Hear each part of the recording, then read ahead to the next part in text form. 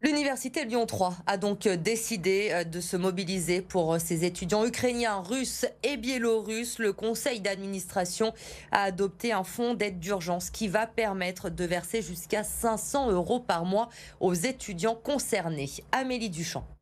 Anya et Elena sont arrivées il y a quelques jours à Lyon. Elles ont fui Kiev où elles étaient étudiantes. Pour elles, c'était une évidence de poursuivre leurs études ici. Oui, pour moi, c'est vraiment très important de continuer à étudier. Pour mon avenir, c'est bien d'être ici. C'est bien qu'on ait la possibilité d'étudier. Anya étudiait les langues étrangères, Elena la chimie. Avec ce plan d'aide exceptionnel de Lyon 3, elles sont d'office inscrites en français langue étrangère. Même si les cours s'arrêtent dans quelques semaines, ces bases de français leur permettront de s'intégrer et d'avoir une vie plus normale.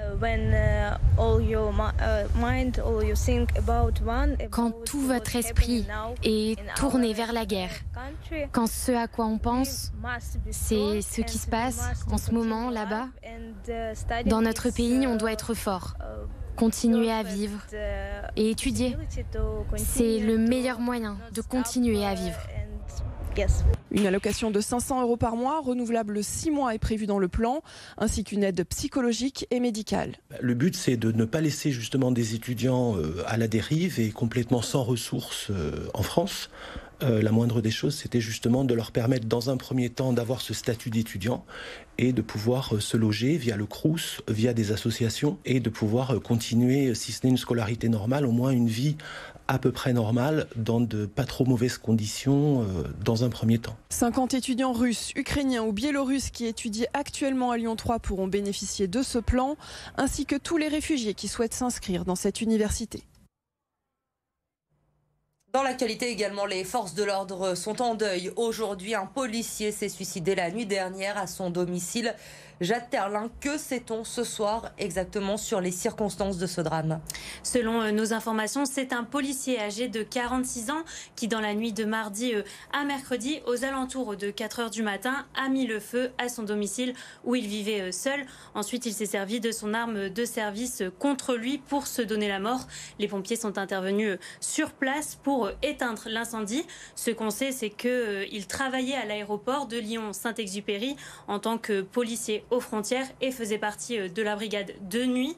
Les raisons de ce passage à l'acte ne sont pour l'instant pas encore établies, mais pour Christophe Pradier du syndicat UNSA Police, les raisons personnelles ne sont pas les seules causes dans ce drame. Écoutez-le.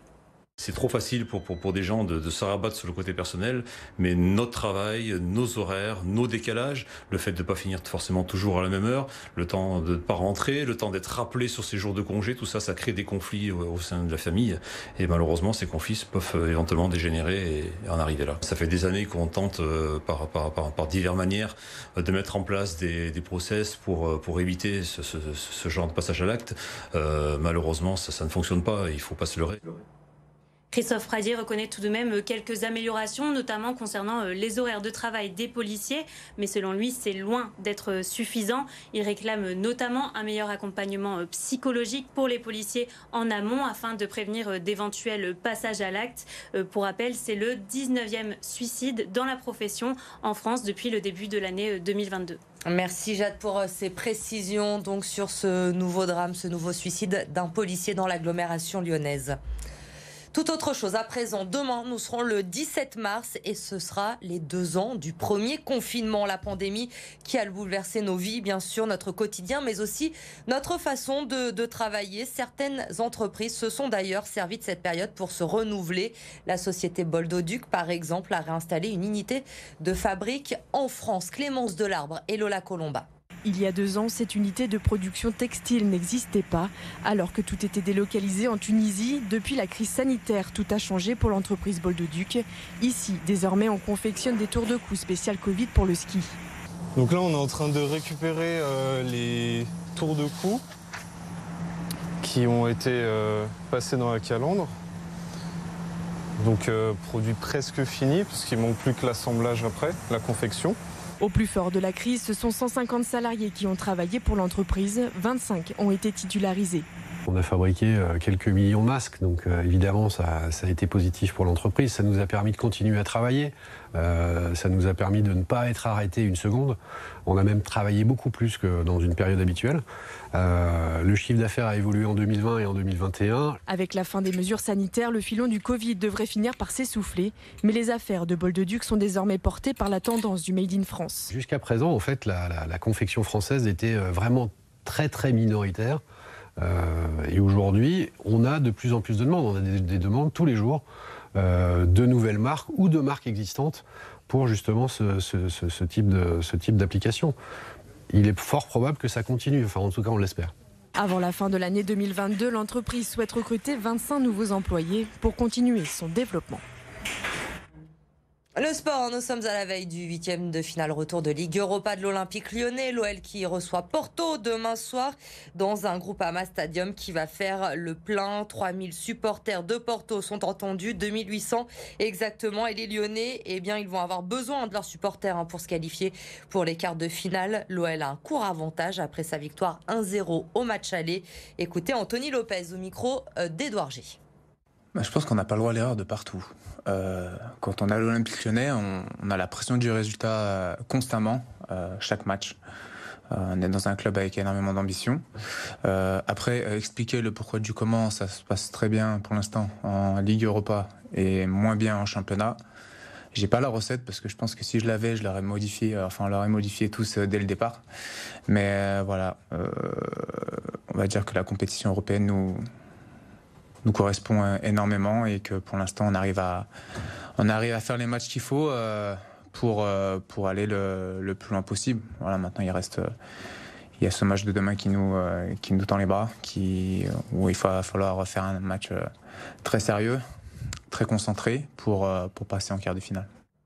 Le 3e épisode de notre série pour terminer ce journal. Cette semaine, vous le savez, nous suivons Jennifer et Marie-Caroline de Lyonnaise qui se préparent pour le rallye des gazelles. Ce soir, atelier mécanique au programme. Elles vont devoir être capables de gérer, bien sûr, les éventuels problèmes quand elles seront seules dans le désert marocain. Lola Colomba.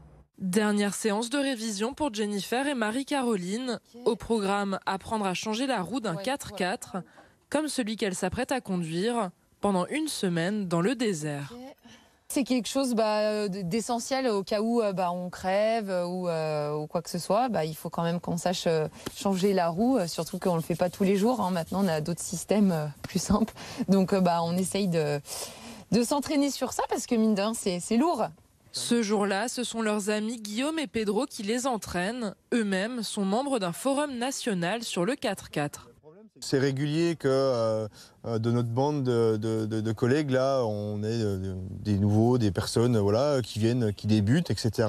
Et du coup, ce qui permet de pouvoir aider les novices comme ces deux demoiselles-là, du coup, pour essayer de leur apprendre et de leur expliquer 2-3 choses pour qu'elles soient assez autonomes, on va dire, pendant la course, quoi. Après 1 an et demi de préparation et plusieurs formations en orientation et en technique, Jennifer et Marie-Caroline se sentent fin prêtes. On a fait le maximum. On a essayé de voir un petit peu les gros points sur lesquels il fallait prendre l'attention, aussi bien la mécanique, le pilotage. Maintenant, on verra. Le problème, c'est qu'on ne connaît pas. Moi, j'ai jamais conduit dans le désert, donc on verra bien sur place à quoi s'attendre. Le 19 mars, elles traverseront la Méditerranée avant d'entamer leur périple dans le Sahara. Ouais, c'est clair.